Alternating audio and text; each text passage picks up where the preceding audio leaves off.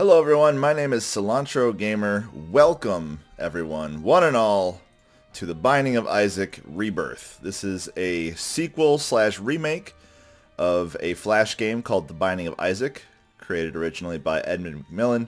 It is a roguelike, very much inspired by the Legend of Zelda series, amongst a few other things. It draws heavily from Christian influences, has a good look into Christian mythology, and is generally an all-around fun and challenging game.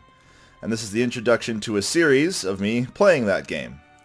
Now, normally the episodes of this will be actual instantiations of gameplay, meaning I will go through a normal run and do all that sort of stuff. But as a preview to the series for people who are both new and old to The Binding of Isaac, I wanted to show you some of the randomness that can happen. If you have played this before and you're familiar with the seed system, a friend of mine recently discovered what I would consider to be probably the best seed that will ever be discovered. If not, it's pretty close. And I don't like using statements like the best anything ever because it's hard to prove that sort of thing. But aside from seeds that provide obviously infinite combos wherein you can literally not die, for a build that still has the potential to lose, this is probably the best you'll see out there.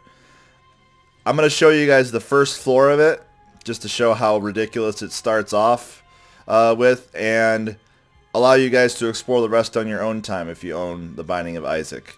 Because this configuration is absurd. The seed, which I will have down in the description for easy copy pasta, is AMG1FC6J. You can hit tab to enter a seed in. I highly recommend that you play this with Eve on hard difficulty, with the intent that this will be a very easy run with her. There's a very specific reason to play as Eve, and that's because the Whore of Babylon effect will be in effect pretty much the entire time that you do the run. So, just for a little quick teaser, let's get into it. When you enter into the first floor on this particular run, I advise that you head to the left immediately. You'll receive Guppy's Paw, which is an item that converts your actual heart containers to soul hearts. You'll then hit a teleport, which takes you to a devil room with 3 chests. As always, you can put the fires out. And then in these 2 chests, you will find 2 more Guppy items, Guppy's Tail and Guppy's Collar.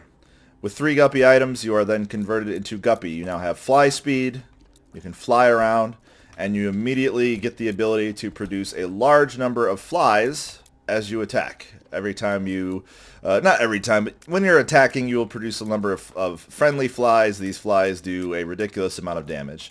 The last over here, just to add icing to the cake, is some soul hearts. So I'm going to use Guppy's Paw twice. Now I have nothing but soul energy, meaning that I am now in the Whore of Babylon mode, which increases my damage and move speed. And then I'll immediately head upwards.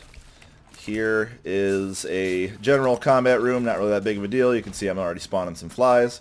And now I'm going to enter into the item room, upon which I'll receive chocolate milk. Chocolate milk is an interesting item, much maligned in the original Isaac, although I enjoyed it. It allows you to charge your shot and let go.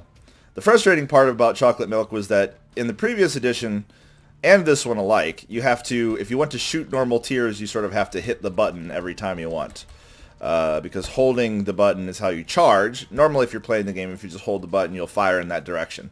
But what they did in Rebirth, at least to what I can tell, is they increased your base fire rate, so you can fire more or less as quickly as you want while you have chocolate milk, if you just spam the button. I would highly recommend using a turbo mode, or if you're comfortable, just spamming the key with your own finger. So now we have a chance every time we're firing to unleash a large number of these blue flies and do absolutely insane amounts of damage. In fact, throughout this particular style of run, the flies will largely end up doing much more damage than you will. So I'm just going to clear through some of this stuff really quickly just to show you how absurd this run already is, and it only gets better. If you are interested to see what endgame Isaac looks like, and for a roguelike, spoiling yourself for endgame content is not nearly as I would say disappointing or as much of a letdown as other games. Roguelikes are meant to be played repetitively over and over again. Just because you defeat the last boss doesn't mean you've beaten the game, so to speak. It's about the iterations of different builds and learning how to adapt and play and enjoy the game. So if you are familiar with this build or with this game and you want to defeat Mega Satan, you can definitely do it in this run. I'm not going to spoil anything else other than that, but the items that you get initially in this run are insanely powerful and likely enough to, I mean, look at that damage. Even if you don't understand this game, you can realize that I just killed what's essentially supposed to be a boss monster in a second or two. And not only that, but we're actually finishing the first floor with full health, almost, one heart off, and also providing ourselves with an extra heart container so that I can consume that for more health if needed. So this is just the beginning of an absolutely insane run. If you want to have fun with it, I suggest that you do. It's quite enjoyable, quite overpowered. The only other advice that I have for you is to try to get as many keys as you can, as you will need them. On hard difficulty, this is pretty stingy, but you can still get enough keys through some clever play to get a good chunk of items and such. And on the second floor, don't take the devil deal.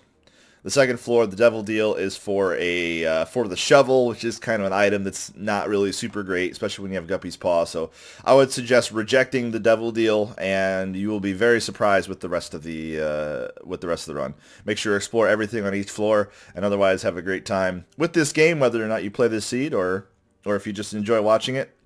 But this is the start of a new series where I will play this game, do some runs of it on a somewhat daily basis, and I will see you next time for the first actual run of The Binding of Isaac. Take it easy, everybody.